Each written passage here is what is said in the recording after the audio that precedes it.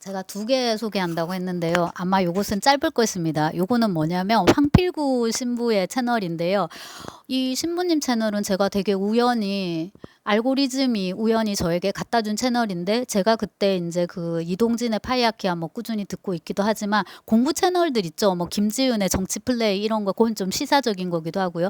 근데 이제 그 이동진 파이아키아에 보면은 역사 관련 그런 것도 좀 많거든요. 그리고 어원을 따지는 거, 근원을 따지는 거, 뭐 유럽 사람들의 이름이라든지 뭐 스미스 이런 거, 그다음에 유대인들의 역사라고 해야 되나? 그들의 어떤 성질이 아니라 성향을 밝히는데 역사적인 맥락을 빼먹을 수 없으니까요.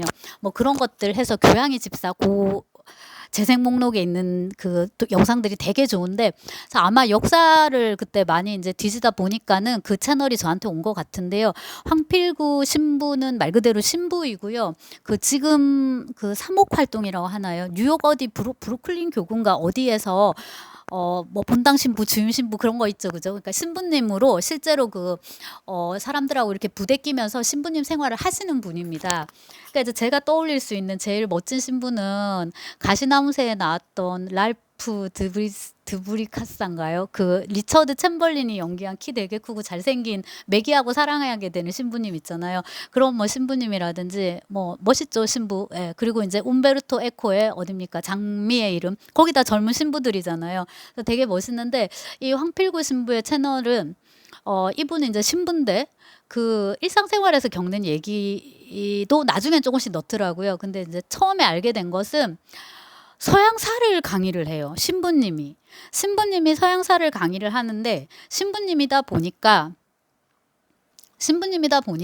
신의 입장에서, 이 말은 틀렸죠. 종교의 입장에서, 종교사의 입장에서 서양사를 쭉 이렇게 강의를 하는 거예요. 그래서 성직자도 되게 유형이 많을 텐데, 이 경우 이제 신부로 가톨릭으로 한번 한정을 해봅시다. 그러면은 신부들 중에서 말 나온 김에 그 딱 에코의 장미의 이름이 딱 맞는 거죠. 이런 신부도 있고 저런 신부도 있고 밥하는 신부도 있고 공부하는 신부도 있고 약초 같은 거 이런 거 해가지고 지금으로 치면 화학자인 거잖아요. 씨앗 같은 거, 그러니까 독약도 만드는 거죠. 그런 거 만드는 신부도 있고, 도서관에서 도서관 지키는 신부도 있고, 누군가는 돼지를 잡으면 안 되는구나, 신부님이니까.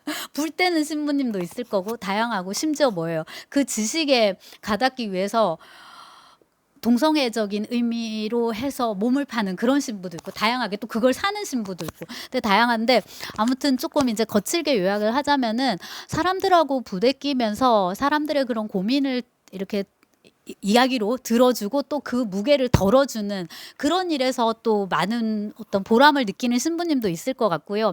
이 황필구 신부님은요, 공부하는 게 되게 좋으신가 봐요. 저 정도면은, 네, 뭐 박사학위 받고 대학에서 자리를 잡기를 꿈꿔도 될 정도의 탐구심이고 성실성이고. 왜냐하면 제가 처음에 그 채널을 알게 됐을 때는 구독자가 몇백, 뭐 1, 2천 됐나 말았나 이 정도였거든요. 그 영상에 자막도 없었고요. 그냥 이제 소리 크게 해가지고 그 신부님의 강의를 듣는 거예요. 근데 최근에 가보니까는 10,000명인가 넘기도 했고요. 그 다음에 이제 그 영상에 그림 같은 거, 사진 같은 거 올려줘요. 뭐 토마스 아퀴나스 이게 사진 뭐 이렇게 들어가고요. 카롤린 건가요? 갑자기 이제 이거는 지식이니까 진짜 어려운 대목이 나오네요. 근데 이제 연보 같은 거 이런 것도 해주고요. 자막을 아주 성실하게 달아주는 건 아니지만 워낙에 목소리도 좋고 말도 또박또박해요. 근데 기본적으로 성직자는 말을 잘하거든요. 설교를 해야 되니까. 뭐 이건 목사님, 신부님, 뭐 어디 승려들이 대부분 다 이 말이 안 되면은, 네, 좀 불교가 특이하긴 하네요. 무건수행 이런 게 있으니까. 그래서 여러 종파별로, 러시아 정교도 그런데 종파별로 말 안 하는 종파도 있기는 하네요. 채찍질하는 종파도 있고. 그건 이제 약간 소수고, 일단은 이제 말을 잘해야 되는 건데요. 그 황필구 신부님도 보면은 말을 되게 잘해요. 논리적이고. 그 다음에 이제 그 중요한 거는 말의 방식이라기보다 이 경우에 이제 내용인데, 공부를 되게 열심히 하고 잘라가지고 확대를 해가지고 자세히 보여줍니다. 그 중에서 지금 인상적인 거는 아까 말 나온 토마스 아퀴나스 이제 이런 경우인데요. 우리가 이제 어릴 때 교부 철학 배우죠, 그죠? 교부 철학. 세인트 어거스틴, 그러니까 성 아우구스티누스, 이런 사람들 이제 그 진짜 교화 철학의 아버지라 부르는 이제 그런 사람들. 그다음에 이제 이후에 그 스콜라 철학이 나오게 되는데, 토마스 아퀴나스 이름을 이제 우리가 이렇게 같이 외웠던 거잖아요. 중세에 이제 그 스콜라 철학의 대부 거두로서. 근데 그때 우리가 어릴 때 뭐 윤리 교과서, 철학 교과서에서 요약해서 배우기로는 철학은 신학의 시녀다 이런 어구였나요? 그러니까 이제 철학이라는 학문을 신학에 종속시킨 그런 이제 인물로 정리를 하고 그러면 이제 좀 마이너스 가치인 거잖아요. 철학을 철학으로 보지 못하니까. 근데 그 황필구 신부님 강의를 들으면서 그런 생각을 해봤네요.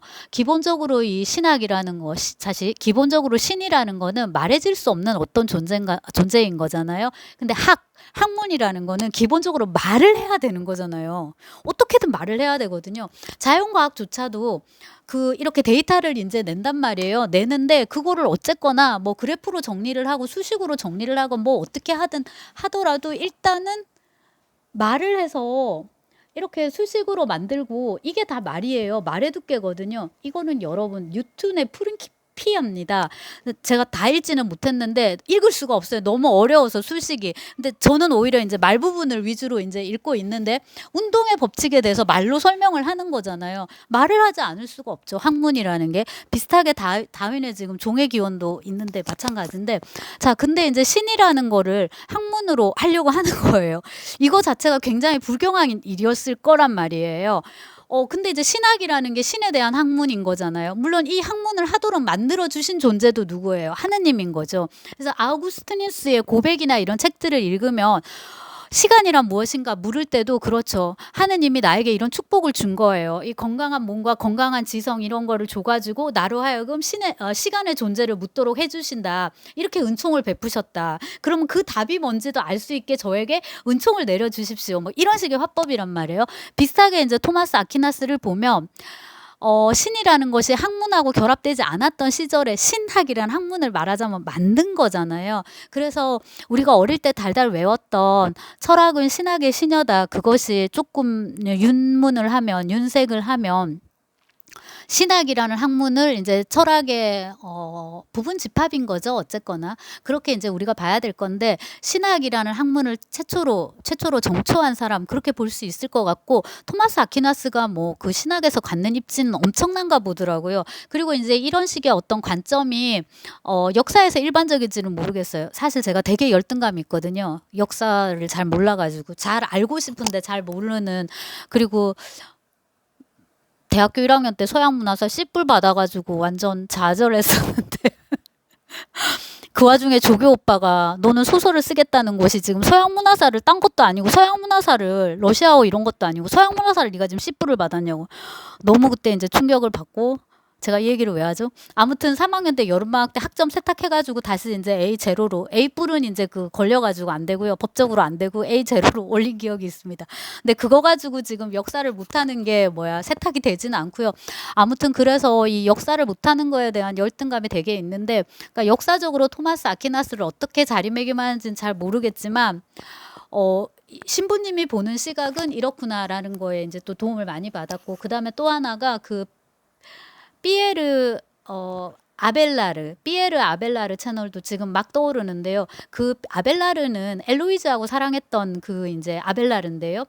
우리는 이제 엘로이즈 때문에 아벨라르를 아는 거예요. 근데 아벨라르가 엄청나게 똑똑한 학자였더라고요. 아니 물론 그랬겠죠. 그 다음에 이제 엘로이즈도 엘로이즈가 누구의 조카였는데 그 조카의 학업을 부탁하기 위해서 이 아벨라르를 가정교사로 고용한 그런 스토리인 거죠. 근데 이제 둘이가 뭐 공부도 열심히 했겠지만 둘이가 이제 사랑을 하는 바람에 이제 거시기 되고 아벨라르는 이제 우리가 아는 그 스토리 있잖아요. 린치를 당해가지고 사마천의 사기를 쓴 사마천처럼 된 거죠. 근데 그 아벨라르가 이렇게 이제 그 신부님 되게 재밌게 말씀 잘해주시던데 시골에서 올라온 똘똘인 거예요. 근데 이 시골 촌놈들 똘똘하면 큰일 나잖아요. 막 나대고 그리고 이제 저것들이 나를 무시해 막 이래가지고 조금만 돼도 이제 발끈하고 이러니까 주변에 적들을 이만큼 만든 모양이더라고요. 그러다 보면은 이제 당연히 이제 기회를 기다렸다가 저 XX한테 막 돌을 던지는 그런 사람들이 있게 마련이고 인생이 이게 되게 심했던 업앤다운이 심했던 사람인데요. 그러다가 이제 시골에 반쯤 유배되다시피 정약용이다. 내려가는 경우도 있었는데 원체 똑똑해 놓으니까 뭐 쌀하고 뭐 이런 거 갖다 주면서 공부도 배우려고 하고 막 그런 사람 되게 많았나 보더라고요. 그래서 이제 그 신학의 역사에서 이제 큰 혁혁한 공을 세우게 되고 그 신부님 요약하신 대로 이게 보면은 결과적으로 이 학자 신부들이 싸우는 근거가 성경이니까 성경을 누가 더 많이 깊이 읽고 그 다음에 머릿속에 얼마나 1차적으로는 암기가 돼야 되겠죠. 돼가지고 이렇게 종합이 돼 있는 상태에서 논쟁을 할 때 적재적소에 필요한 것을 얼마나 잘 꺼내서 상대의 허를 찌르냐 이제 이런 건 것 같더라고요. 들었을 때. 근데 아벨라르가 이제 그런 거 되게 잘했던 것 같고요.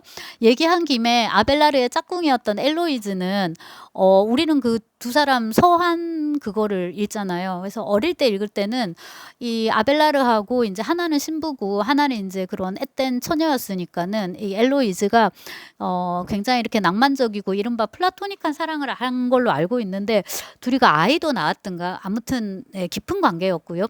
그 다음에 이제 엘로이즈는 수녀원에 가게 되는데요. 혹은 이제 수녀원으로 보내지게 되는데 아마도 있죠.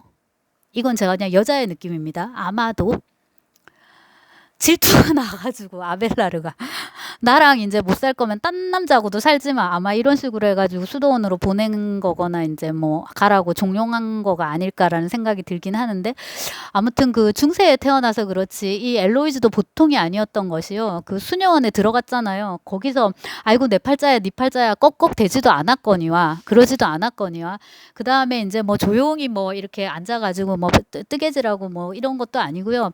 행정력이 되게 있었나 보던데요. 공부도 잘하고 그래가지고 나중에 수녀원장이 되든가 이제 그랬나 보더라고요. 그게 이제 엘로이즈하고 누구의 이제 스토리였고요. 엘로이즈하고 아벨라르의 스토리에서 그 영감을 얻어가지고 루소가 사실 그들 얘기하고는 아무 상관이 없더라고 읽어보니까 신 엘로이즈라는 소설을 쓰게 되죠. 이것도 이제 번역이 있고 저 서고의 맨 밑에 깔려 있는데 이거는 이제 그 전공자들이 돈 받고 아마 한 번역일 거예요. 그러니까 학술비 그 따가지고 그 연구재단에서 그게 있고 그 아벨라르의 어떤 신학적인 업적 그런 것들을 예를 들자면 이 황필구 신부님이 되게 이제 자세하게 잘 이제 정리를 해주는데 저거는 신학자 그러니까 이 경우는 이제 황필구 신부죠. 신학자만이 아마 할 수 있는 대목이겠구나라는 생각이 드는 거죠. 역사학자라면은 아주 협소하게 이제 뭐뭐뭐의 신학사 논문을 쓰지 않는 다음에는 정확하게 신학사에서 이러이러한 뭐 이렇게 논문을 쓰지 않는 다음에는 그 이야기에 그렇게 이제 치중할 겨를이 없을 것 같거든요. 근데 이제 초점이 이렇게 종교학에서 종교사에서 그렇죠. 종교의 관점에서 서양사 이제 이렇게 되기 때문에 자세히 지금 가고 있습니다. 제가 따라간다고 열심히 따라갔는데요. 역시나 이건 이제 개인적인 어떤 문제인데 그 유튜브 채널을 이렇게 집중해서 들을 시간을 좀 올해는 확보를 하지 못해가지고 지금 많이 못 듣고 있는데 언제라도 시간이 되면은 기꺼이 이제 듣고 싶은 채널 중에 하나입니다. 사실 영화를 많이 보고 싶은데 영화는 힘들거든요. 집중해서 봐야 되거든요. 소설하고 비슷한 거예요. 그러니까 이론서나 시집이나 이런 거는 짜투리 시간에 이렇게 할 수 있는데 소설은 몰입하게 되잖아요. 또 재미있는 건 재미있어서 몰입하고 재미없는 건 재미가 없으니까 안 읽으면 되는 거죠. 읽을 필요가 없는 건데 근데 영화는 이제 몰입해야 되니까 반면에 이런 식의 이제 교양 채널들은 틀어놓고 뭐예요? 그냥 이것저것 하다가 들어도 되고 물소리 때문에 못 들어도 되고 뭐 이런 거 기름 튀기는 소리에 뭐 몇 마디 놓쳐도 크게 또 상관이 없고 뭐 아쉽다 싶으면 다시 돌아가서 이제 들어도 되니까 아주 좋습니다. 그래서 서양사에 관심 있는 분들, 특히 이제 종교적인 관점에서 서양사를 이해하는 거에 관심 있는 분한테 권해드립니다. 황필구 신부님인데요. 덤으로 그 이제 법륜스님은 연세도 있으시고 이제 이러니까 그냥 스님의 이제 느낌이죠. 이게 훈훈한 할아버지 약간 그런 느낌이 강하고요. 그 황필구 신부 같은 경우에는 제가 이제 나이가 50이다 보니까 제 눈에 젊어 보이니까 한 30, 40 되지 않으셨을까요? 제 눈에 젊어 보이니까. 제 눈에 이제 20대는 완전 애기니까요. 그래서 젊고 제 눈에 젊고 아주 말쑥하십니다. 그리고 그 신부님들의 로만 칼라라 그러죠. 여기 보통 이제 이게 우리나라 남자들이 하면은 대부분 목이 짧기 때문에 되게 안 이쁜데 그 로만 컬러가 되게 잘 어울려요. 그리고 그 가끔씩 이제 날씨 그 계절에 따라서 어떨 때는 자켓을 입기도 하고 가디건을 입기도 하는데 성직자들은 검은색만 입어야 되나요? 제가 잘 몰라서. 근데 그 체오프의 검은 수사라는 소설이 있는데 이제 거기서 그게 사실은 흑의승을 말하는 거거든요. 검은색 옷을 입은 승려이거든요. 그래서 수사들은 검은 옷을 입고 있는데 아무튼 다 검정색으로 입더라고요. 근데 저쪽은 이제 불교니까 회색으로 또 입고 있고 그런 거 뭐 재미있죠. 종교는 원래 재밌는 분야니까. 그 다음에 이제 그 채널이 인제 활성화되면서 그 황필구 신부님이 일상을 담은 그런 인제 콘텐츠도 제작을 해요. 아 뭘 보러 갔다더라? 셰익스피어의 맥베스인가? 아닌데 아무튼 무슨 영상 무슨 공연 보러 간다고 인제 뉴욕에서 이런 거 차 타고 그렇게도 하고 뭐 이탈리아 여행을 갔다 뭐 이런 것들도 인제 보여주시는데 말씀드렸듯이 인제 저는 교양을 인제 얻는 게 이 채널에서는 목적이기 때문에 네 고걸 이제 권해 드리고 법륜 스님의 그 증문즉설에서 어떤 심리적인 안정 이런 거를 인제 얻는다면은 요거는 인제 어떤 지적인 풍요로움 그런 걸 위해서 인제 듣는 겁니다. 아마 어릴 때 같으면 황필구 신부님 채널을 더 많이 들었겠죠. 왜냐하면 인제 똑똑해지고 지식을 많이 갖고 싶으니까 많이 알고 싶고 남한테 자랑하고 싶고 막 이런 게 있어서 근데 지금은 이 법륜 스님 채널 쪽으로 아마도 더 많이 기우는 게 마음의 안정이 중요하고 남한테 잘 보이고 인정받고 싶고 하는 것보다는 내가 나 자신을 견디는 게 더 중요한 문제가 된 거예요. 네. 그게 더 본질적이라는 걸 알기 때문에 또 저쪽으로 가는 것도 있는데 그렇게 해서 마음이 또 회복이 되면 또 인제 똑똑해지고 싶어서 틀어 놓고 막 외우기도 하고 따라하기도 하고 인제 그럽니다. 황필구 신부님의 채널입니다.